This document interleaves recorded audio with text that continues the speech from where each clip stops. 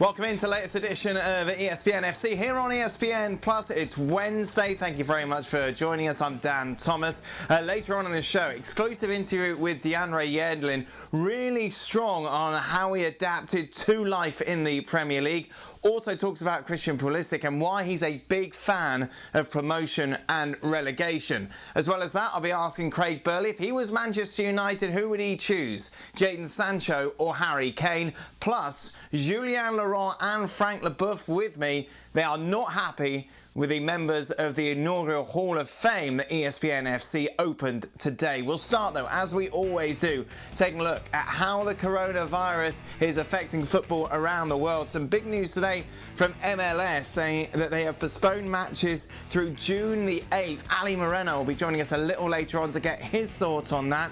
Meanwhile, Germany have banned large gatherings until August the 31st. However, Bundesliga games behind closed doors still possible. Meanwhile, lower leagues in Scotland, that's the Championship, League One and League Two, end their seasons immediately. Now, talking about restarting Serie A, the Italian FA president, quite definitive. I say it once and for all. The Championship must be completed. There's time. The government, league, FIGC, doctors, we all decide together responsibly. A championship without games in the north is a possibility, but not in only one city. So ESPN FC's inaugural Hall of Fame announced today. Let's take you through the top five, shall we? Henry, Shearer, Scholes, Giggs and Steven Gerrard. Frank Leboeuf with us. But first, Julien Laurent to discuss this top five. Jules, inevitably, these lists are quite polarising. For you, who's missing from that five? Yeah, it's a tough task, really, to pick five of some of the greatest players that played in the Premier League. I think Eric Cantona, for me, should be in this top five. Maybe ahead of Scholes or Giggs, I don't know. But it's the one for me that's missing there, because I think when he arrived in England and, you know, with Leeds United first, and then obviously everything that he built at Manchester United, everything that he achieved there, realised, all those players that he inspired, his relationship with Sir Alex, but overall, I think on the whole league and the whole country, not just the players that he played with or against, but I think he was the revolution. I think he revolutionised English football. I don't think the Premier League would have been a success as big as he has been without Cantona arriving there and his charisma, and they basically build the brand around him for those first years. And I think for me, that's just immense and it's indispensable. And that's why for me, he should be in this inaugural five. And Jules, where's he from? Which country again? Where's Cantona from? I forget. Well, yeah, accessorily, of course, being from France is another bonus point for him. From one Frenchman then to another. Frank, for you, who's missing from that top five? Well, first I have to agree with Jules. Cantona is missing, that's for sure. But on top of being French, I'm a Chelsea former player, so I'm going to say that either JT, John Terry, or Frank Lampard are missing from the list. Well, the five players that have been mentioned are fantastic players, and no doubt they should be in the list. But you have to expand that list because you have so many other players that should be in it. And John Terry and Frank Lampard. That's it. So these are the top five. This is the top five. You have to take some out. You have to put some in. Yeah, well, I will put Shearer out, and I will put well, if I don't put Eric Cantona because I don't want to steal the thunder of Jules, I will put John Terry, captain of England, winning trophies, legend in England and all around the world. He should be in the list.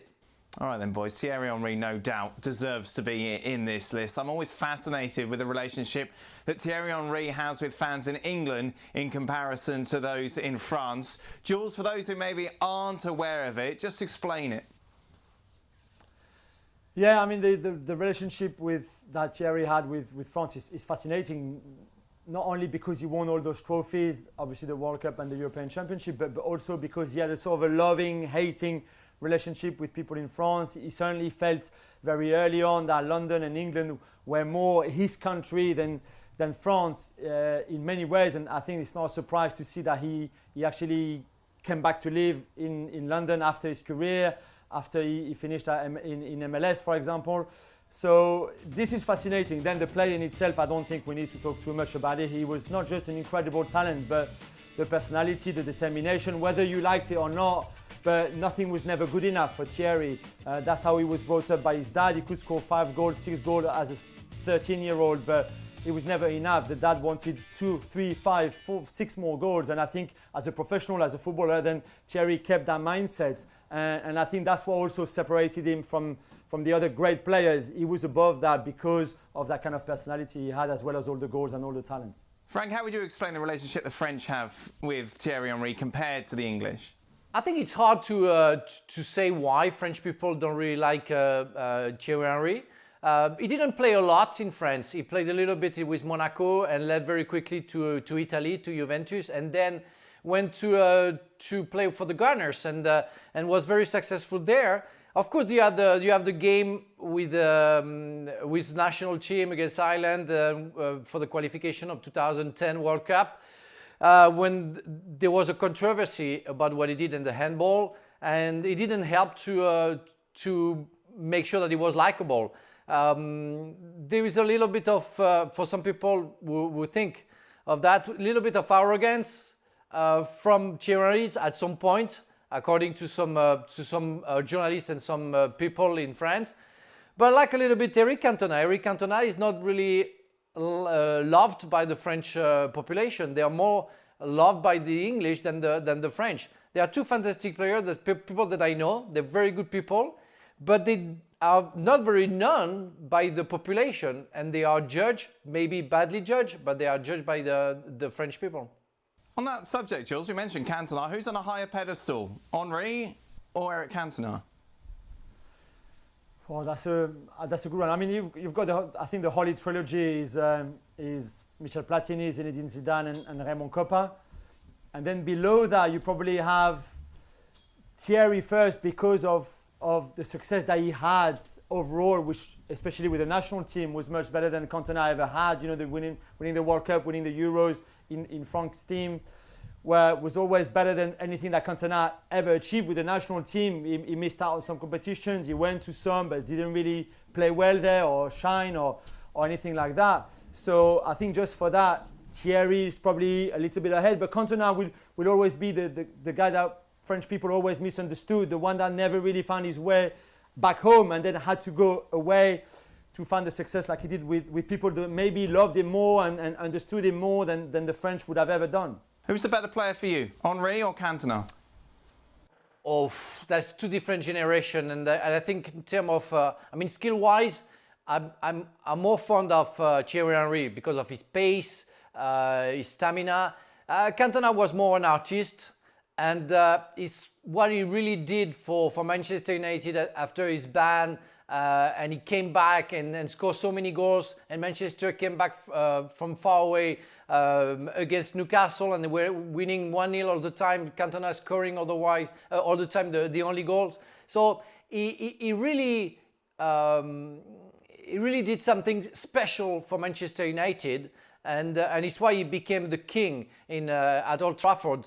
But in terms of football in his career, I think there is a lack of consistency in his performances during his career when Thierry was at the top for so many years that I have to pick him. Meanwhile, Frank, I know you got him out of your top 5. Alan Shearer, though, regarded as one of the best Premier League strikers ever. For those people maybe a little younger who haven't seen him play, you obviously played up against him.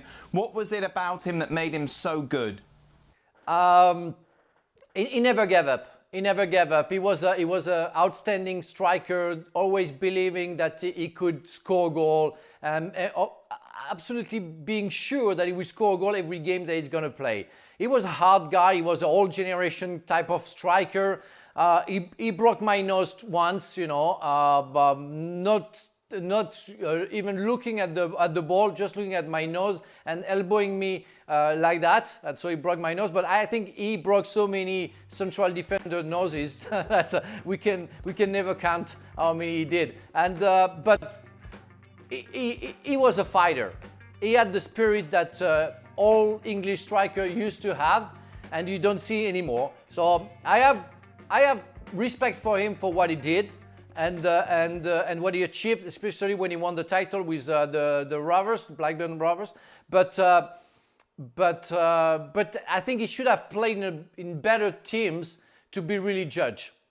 Boys, thank you very much. For a lot more on this top 5, go over to the website. Ian Dark and Stevie Nicol giving us their opinions. Just a reminder to keep up to date with all the latest transfer news. Be sure to go over the website and click on the Transfer Talk. Julian Laurent still with us as well. Welcome Craig Burley to the show as well. Reporting Italy suggesting Koulibaly could be leaving Napoli. 3 big clubs leading the chase: Manchester United, Manchester City and PSG. Jules, out of those 3, which is the most likely destination? Well, there's a few factors or points that I think we need to remind everyone. First of all is that although Koulibaly plays for Senegal, he's French. He was born in France, grew up in France, and I think the idea of going back home in many ways appeals to him. Let's not forget as well that he bought this very expensive flat in Paris very recently too. The second one is that his agent, Fali Ramadani, is very close to Leonardo, the PSG sporting director, and I think PSG is an attractive proposition for Koulibaly financially, of course, but also the fact that they will always play in the Champions League, which might not be the case for the other 2. If you think about Manchester City and the current ban that they have from all European competition, we don't know if that will be lifted or reduced or increased even. So that maybe could swing the discussions into PSG's hands. And with Manchester United, you don't know either. Will they qualify? Will they qualify regularly for the Champions League in years to come? What kind of team are they building? I think United could be interesting. So could be City with Guardiola, of course, and PSG.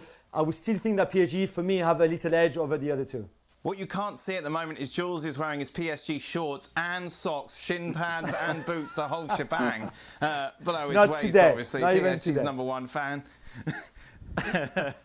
Craig, where would you choose if you were him? If it was as simple as that? I think it's hard. Well, I haven't bought a very expensive flat in Paris, as you know, so that sort of diminishes that. But it's hard to disagree with what Jules said in terms of the attractiveness of PSG.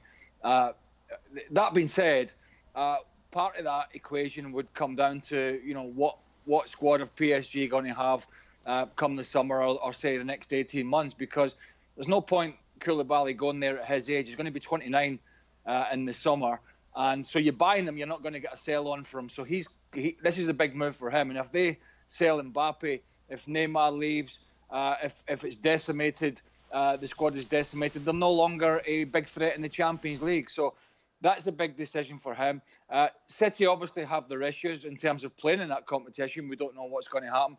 And I'm Man United fans at the moment. Some of them seem to be living in cloud cuckoo land. They think they're all of a sudden the most attractive club in the world again because of the few good games with Bruno Fernandes before the season finished. I've had to remind some of them on social media that before the season's even finished in the Premier League, they're 37 points behind. So that really is, again, something that you have to weigh up. We don't really know what situation Man United Dan will be in, or indeed who they might sign in the summer. Let's stick with Manchester United, though, shall we, Craig, and talk about Jack Grealish. Rob Dawson reporting on FC that they are still very much interested in the Aston Villa player. And I know this is someone you really rate. Yeah, there's been a lot of comparisons in terms of signing a player. You know, James Maddison at Leicester and Jack Grealish at Aston Villa. Now, they're slightly different in the way they play, but effectively they're both a couple of guys that can open up a defence, and you could call them playmakers. I prefer Jack Grealish because I think he has more facets to his game. He's more of an all-round midfield player than James Maddison, in my opinion. He can tackle, he can track back, he can do the defensive side of the game if needed.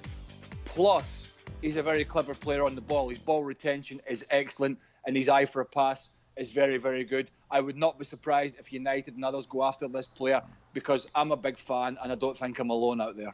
Jules, are United leading the chase for him? Yes, I believe so. And again, we thought that when he had that little incident during the lockdown and going out and stuff like that, that maybe would have dampened a bit the interest, but actually no. And I think he shouldn't either. He made a mistake. It can happen. I think he will learn from it and move on. And for United, like Craig said, it would be a great signing. It's exactly the kind of player that they need. And I think on that level, they should sign him, yeah. Craig, we had Mark Ogden yesterday talking about his article in which he wrote about Jadon Sancho or Harry Kane, the big choice for Manchester United. If it was as simple as that, who would you choose? I would go for Harry Kane because I've stated last week on this show that I think United need to make some big statements. Now, you know, are you going to have to pay big bucks? Yes. Is there going to be a sell on at the end of it? Probably not. But you're going to get, if injury-free, and I know he's had his problems, 4 or 5 years of one of the best natural strikers on the planet. And that's too big a deal, I think, to turn down. Now, if you want 10 years, potentially you could look at Jadon Sancho. But United already have young players in there. They got Greenwood, they got Martial, they got Rashford, they got young James. So they have youngsters in and around the squad already. Yeah, they would love to get both players. But I think if you want to make a statement and you need somebody to lead the line, and I've said it before, if you can't get Robert Lewandowski and that's not happening, you go for Harry Kane and you make a statement. Who's more likely, Jules, do you think? I still think Sancho is more likely right now. You know, they've had talks already with his agent and his entourage. He wants to come back to England. There would be, I think, a lot of clubs after him from England, but also from the rest of Europe. Whereas for Kane, it's hard. And also for Sancho, you know, Dortmund are ready to let him go. You have to discuss the price with them and negotiate with them, but that's not going to be hard because everybody wants the same thing. With Harry Kane, you will have to deal with Levy, and you don't know exactly how much he wants, and that's going to be hard, and that's going to drag on. And I would go for Sancho just because I think he might be a nightmare to try to sign Harry Kane this summer. Gentlemen, thank you very much. Stay tuned, though, for extra time over on our YouTube channel. Julian will be with us, joined by Ali, answering some of your questions. It's Entourage, Jules, not Entourage. Sorry. Be sure to join us on the next edition of ESPN FC. DeMarcus Beasley will be talking to us. And speaking of US internationals, here's his former teammate, DeAndre Yedlin, chatting exclusively to Alexis Nunes. Christian Pulisic and just seeing what he's doing at Chelsea. And I mean, it's been a while since I have seen, I think, the world excited about an American player, with all due respect. I mean, people in the States, hashtag on Twitter, American Messi, which is, I mean, as you said, you know, in the 60-second quiz, that's in your opinion, best player now probably ever. You know, what do you think is just so good about him, and what do you make of, I guess, his time here? Did you give him any advice or whatever before he came up to England? Because we know that a lot of eyes are on the Premier League and it can be mentally draining too.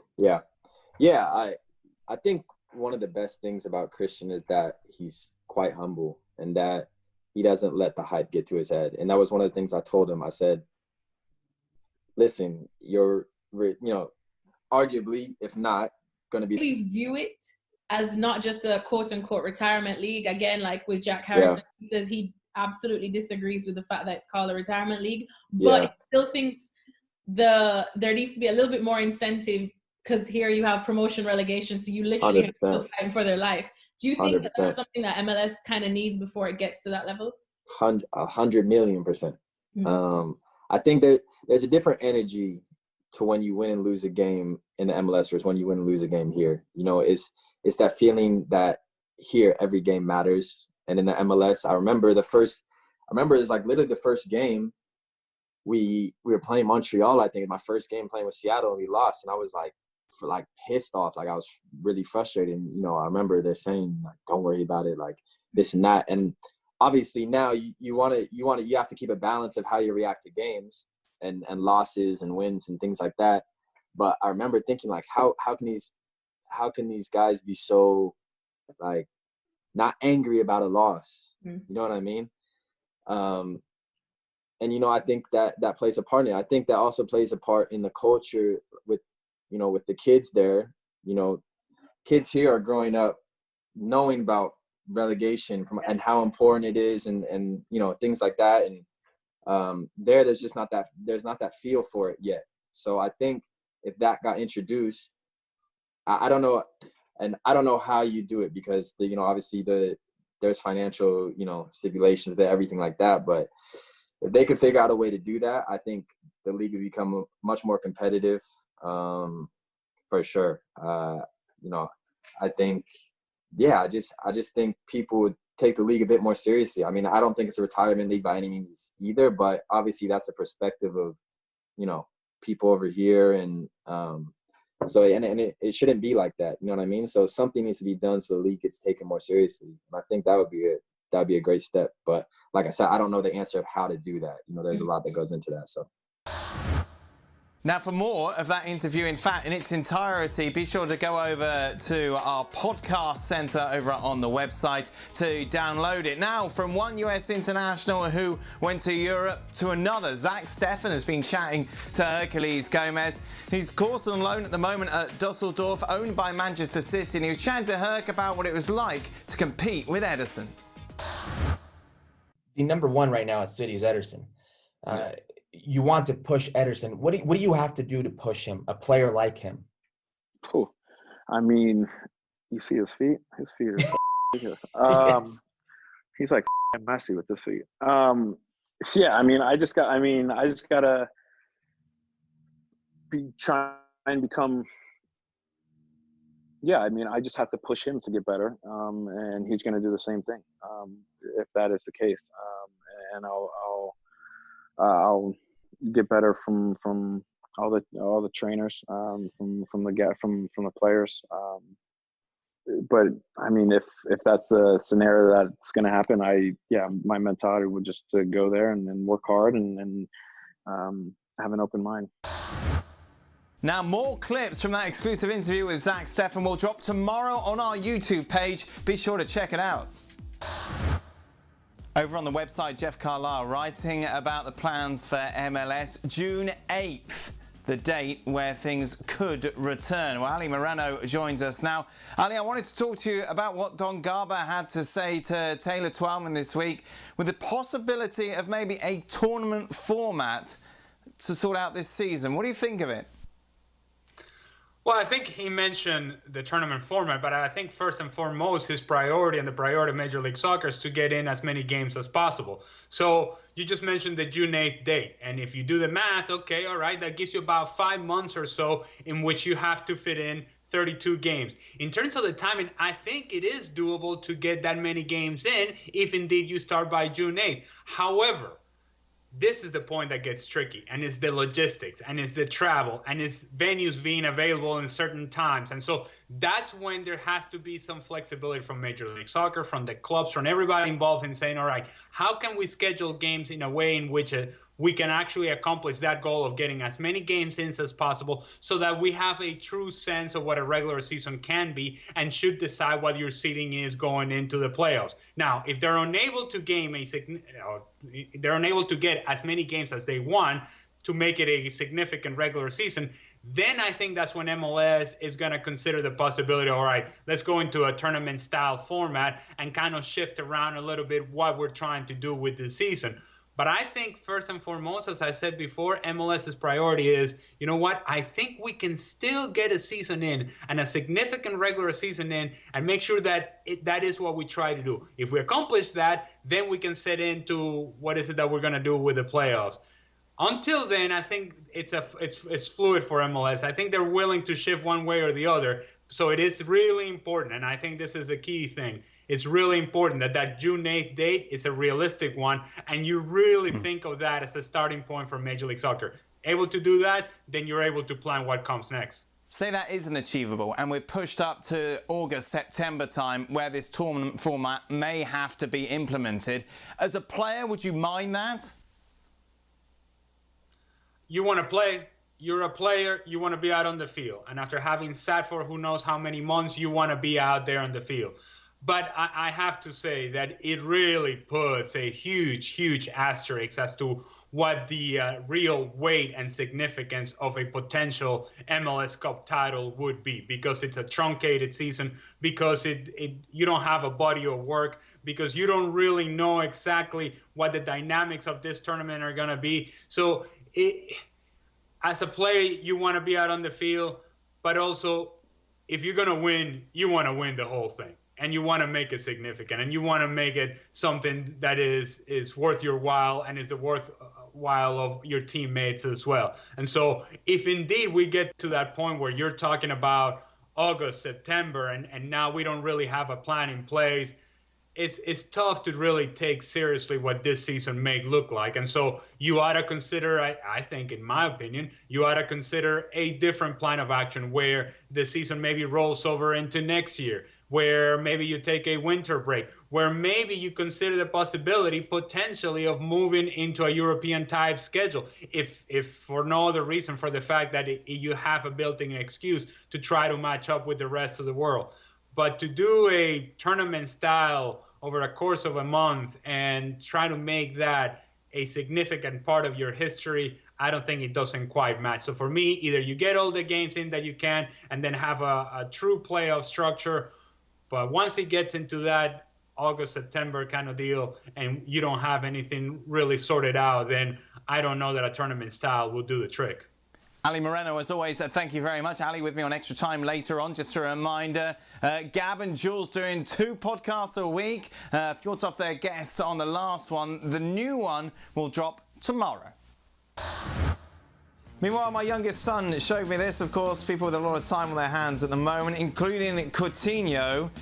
He was absolutely mesmerised by this video. And to be honest, I still don't quite know how he's done it. We'll try and work it out maybe over the next couple of hours after the show. Try and recreate it. Great stuff there from the Brazilian. And from one Brazilian to another, Rivaldo, maybe this one isn't quite as mesmerising, but still just as special, showing his son how it's done. Look at that, casual flick, no problem from the Brazilian legend.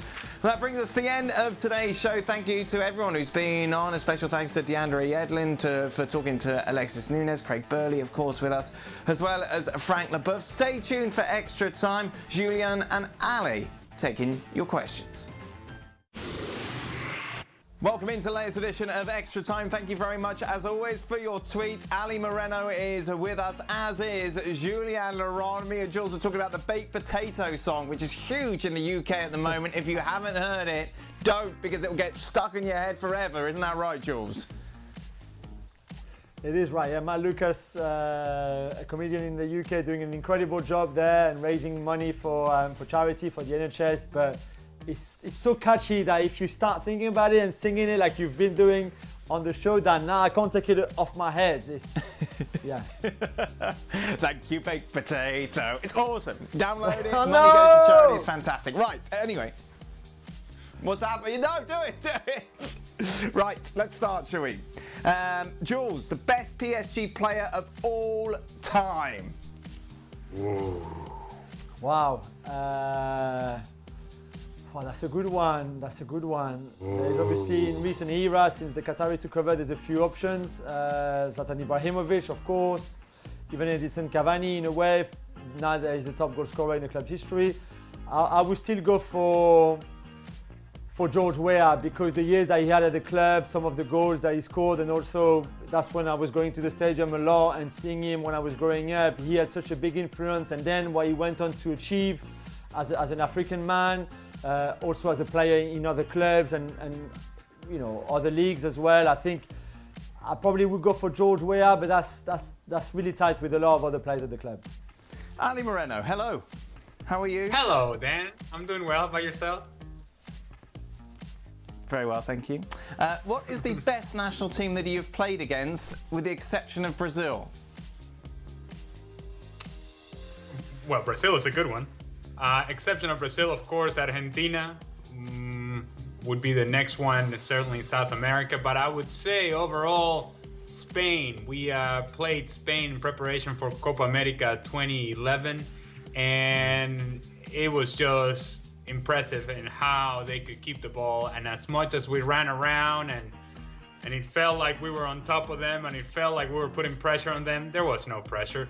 I can tell you, and I'm not exaggerating when I say this, I don't think Andrés Iniesta actually at any point broke a sweat in that match, and he was just knocking the ball around us with so much ease and so much ability and vision and anticipation of the play.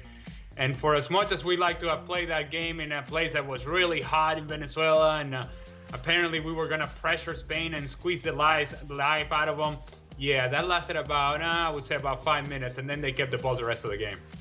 Jules, What league do you think would dominate the Champions League this decade, seeing the Spanish teams dominated it last decade? France? I would love to say France.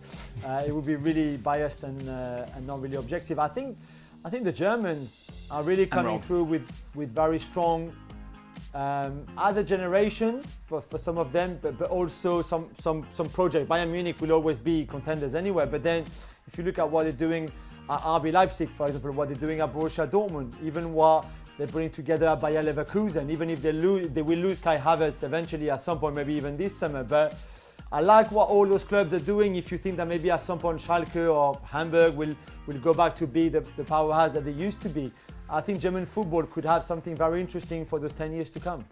What do you think, Ali? You know, what's interesting is that the question is very appropriate to the times that we're in when you consider the struggles that we have currently with Barcelona and Real Madrid, and what those struggles may be post-Messi era, in particular for Barcelona. And so if the Spanish league is not going to be the one, simply because there's got to be a little bit of a dip in terms of their form, specifically Real Madrid and certainly Barcelona, then where is it going to come from? And so then you have to look at resources. And if you look at resources, there isn't any other league more powerful in terms of the money available than the Premier League. So as much as it pains me to say, they seem to have a more straight path and direct path to dominating Champions League for years to come, rather than some of the other leagues that we have seen in the past, especially Spain, because I do think that Barcelona and Real Madrid may be in trouble for a little while. Jules, Shevchenko or David Villa in their prime? Oh, Shevchenko for me. I mean, I love David Villa and the way and the Pep at Barcelona, he sort of reinvented himself and playing in a different position and still was very effective. I don't think you can compare with what Shevchenko has achieved. And okay, his move to Chelsea was a tough one, and that didn't really work out and became a nightmare more than a dream. But what he did at Dynamo Kiev first, those seasons with Rebrov up front, they were unplayable at times. And then moving to Italy and having the record that he had for Milan and the goals that he scored, and in a team that maybe at times was not as good as it could have been, but yet all the things that he won, I just think Sheva for me every day. Ali? Well, I don't think it's as straightforward as saying Shevchenko every day. I'm going to say that David Villa becomes an underappreciated player given what his reality at Barcelona was and what his reality at Spain was, where people were looking at every other player out on the field and perhaps not paying attention to the fact that David Villa continued to score goals both for club and country. And so I do think that there is something to be said about David Villa's flexibility, about he had an innate ability to not only score goals, but to find a place out on the field. So with all the superstars that were around him, he was still a very impactful player. Although the attention was going in all sorts of different directions, David Villa was still more than a key contributor. He was an impactful player for teams that were considered to be the best of their time. Ooh, this is a good one. Who had a more disappointing career, Balotelli or Pato? I'm going to start with you, Ali. I mean, there is no question, no doubt, 100% Alexander Pato. He was supposed to be the next thing. And I mean, he was it. He was the guy. And for a guy who achieved as little as he did over the course of his career, I can tell you this much. That guy has been on the end of some beautifully put transfers and contracts that have made him money after money after money. But there is no doubt in my mind that it's Pato. I don't think we can call his career a complete career, whereas Balotelli's, he's had a career. Now, it's gone in all sorts of different ways, but there is something of a trajectory in his career, whereas Alexander Pato, I don't think he never took off. Jules, would you rather take a one-week road trip with Craig Burley or Stephen Nicol? Oh, that's a tough one. So Steve Nicol, we would debate about throwing coaches and can you actually score from throw-ins and shepherd's pie. And Craig, we spend the week moaning that it's too hot in the car, the music is not good enough, he doesn't play golf for more than 24 hours. I would go for Craig, but it's a tough one. Oh wow! Wow! Oh, you're a well, glutton for clearly punishment. Julian doesn't get the pleasure and the opportunity to work with Craig on a daily basis in studio and enjoying the goodness that is Craig Burley. It has to be Stevie. The only problem is... Okay, I come back on my choice. I go Stevie. No, but you see, there is a problem with Stevie, isn't there, Ali? Because obviously you're going to say Stevie as well. The problem that you would have with Stevie on a road trip is the odour issues. Yes, it is tight quarters, it is tight confines, and but you got to live with that. That's something that you can address. You can bring down the windows. With Craig Burley, what are you going to bring down the windows to? Throw him out the car? No.